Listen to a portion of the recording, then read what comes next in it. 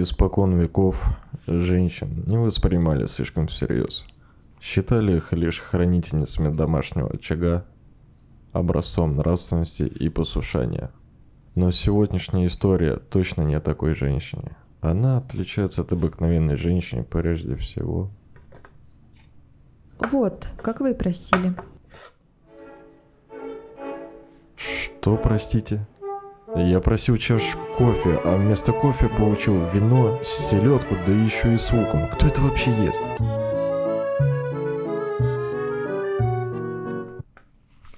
Ой, простите, это не вам.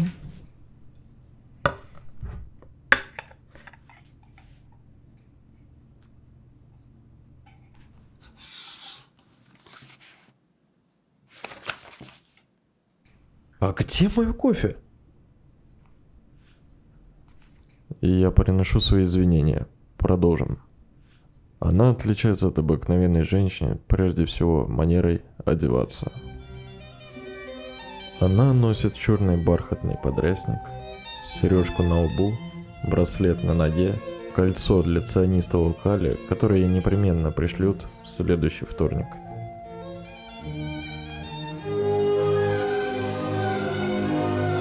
Четки на локтях и портрет Оскара Уальда на левой подвеске. О ее как таковой личности вы узнаете чуть позже, но что точно известно,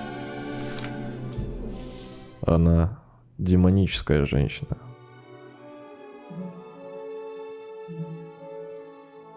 За столом демоническая женщина ничего не ест.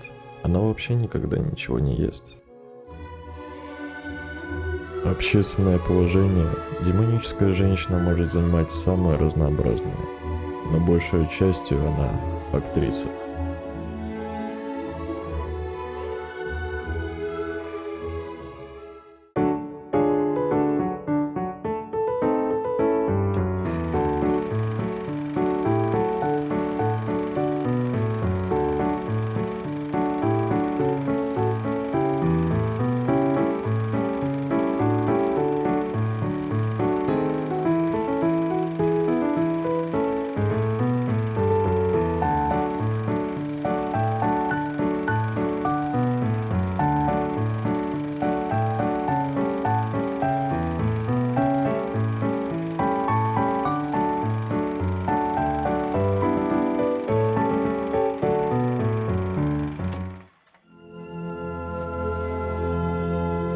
А иногда демоническая женщина может войти в роль хорошей жены, но чаще всего лишь разведенная.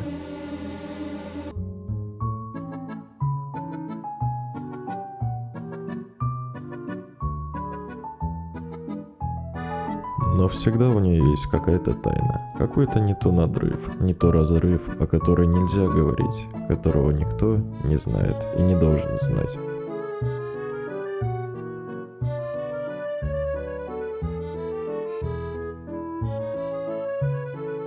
Кавалеру, провожающему ее с бала, ведущему томную беседу об эстетической эротике с точки зрения эротического эстета, она вдруг говорит, вздрагивая всеми перьями на шляпе: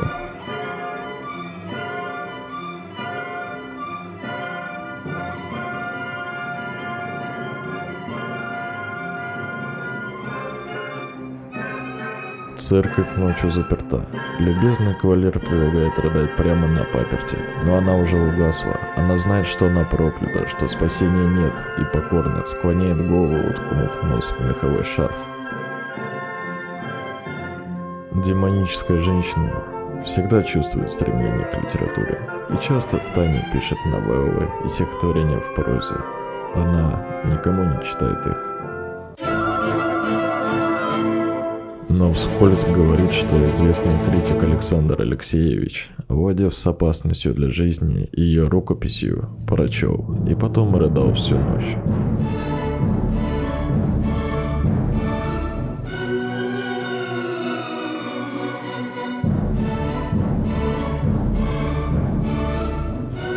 И даже, кажется, молился. Последнее, впрочем, не наверное.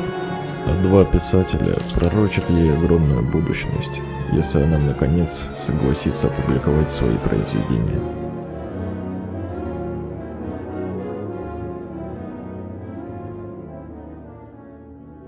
Но ведь публика никогда не сможет понять их, и она не покажет их толпе. А ночью, оставшись одна, она отпирает письменный стол, достает тщательно переписанные на машинке листы и долго оттирает резинкой начерченные слова «возвор» к «возвор».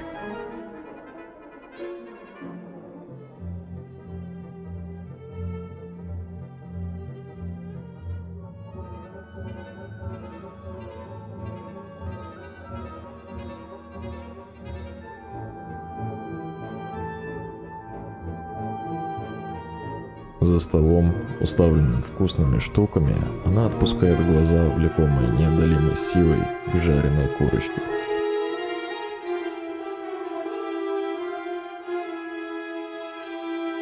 «Марья Николаевна, — говорит хозяйке ее соседка, — простая, не демоническая женщина, с серьгами в ушах и браслетом на руке, а не на каком-либо ином месте».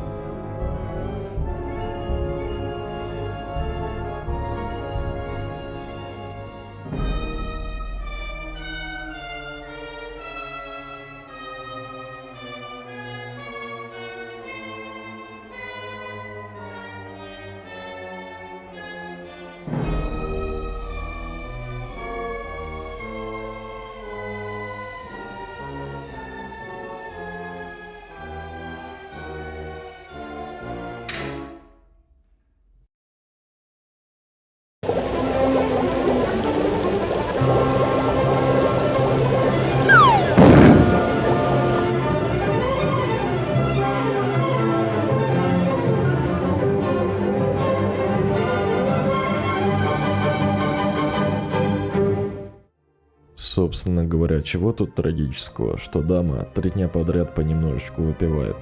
Но демоническая женщина сумеет так поставить дело, что у всех волосы на голове зашевелятся.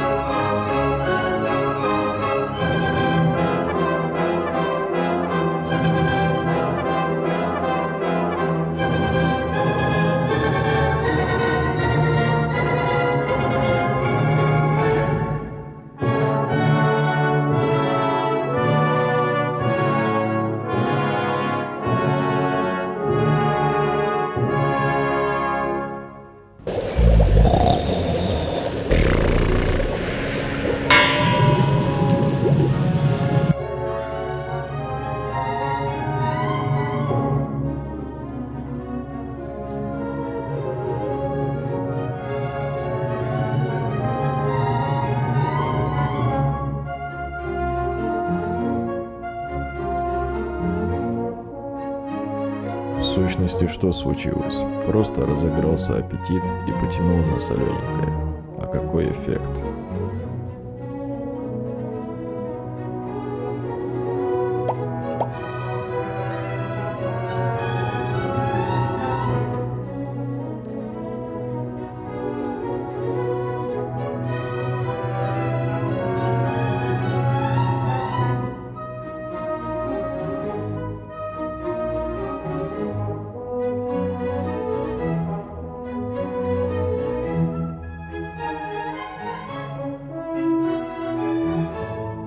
Бывают неприятные и некрасивые минуты жизни, когда обыкновенная женщина, тупо уперев глаза в этажерку, мнет в руках носовой платок и говорит дрожащими губами: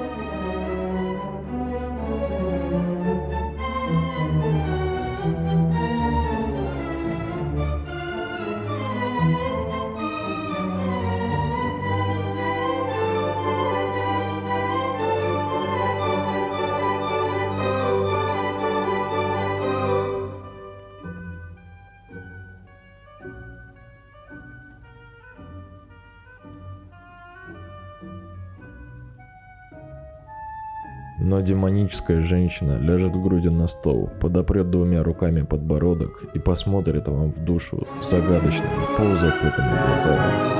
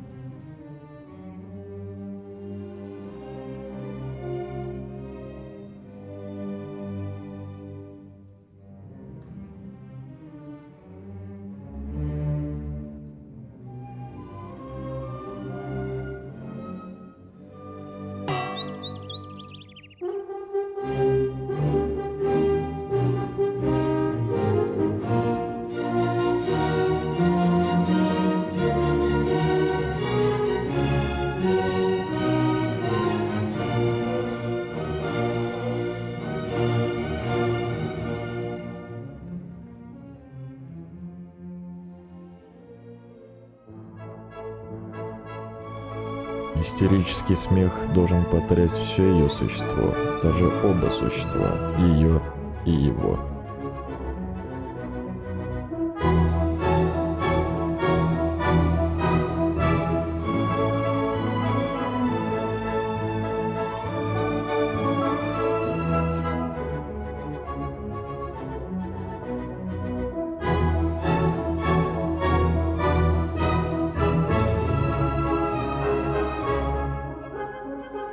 И он потрясется своим существом и даже не сообразит, что она просто перехватила у него четвертную без задачи.